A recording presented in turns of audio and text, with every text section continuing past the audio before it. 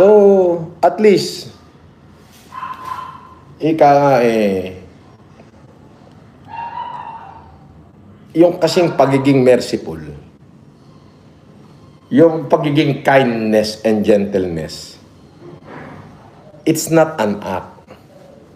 It is a habit. Oh. Kapag naging habit mo yung pagbibigay, magiging habit sa puso mo yan. Baguhin ka man ng panahon, lumipas man ang panahon, hindi babaguhin ng kasaysayan kung sino ka. Kung naging habit mo yung pagbibigay.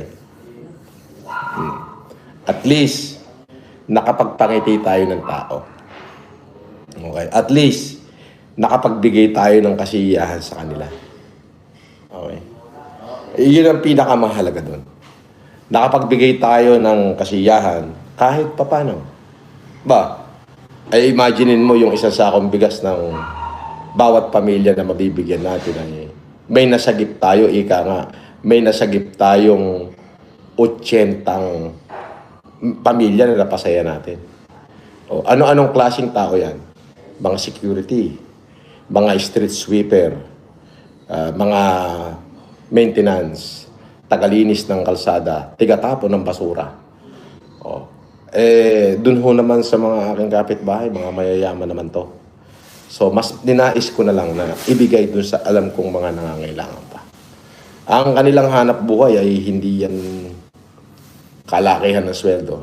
Minsan, hindi sumasapat. Minsan, kinukulang. Kaya naman, naisip ko, ngayong magpapasko, na alam mo na, bigyan natin sila ng konting kapanatagan. Abay, biruin mo nga man naman. Yung ibibili na nila ng bigas magmula ngayon hanggang sa December 25, maiipon na nila yon. Ay di, mas maganda ang kanilang medianoche. Di ba?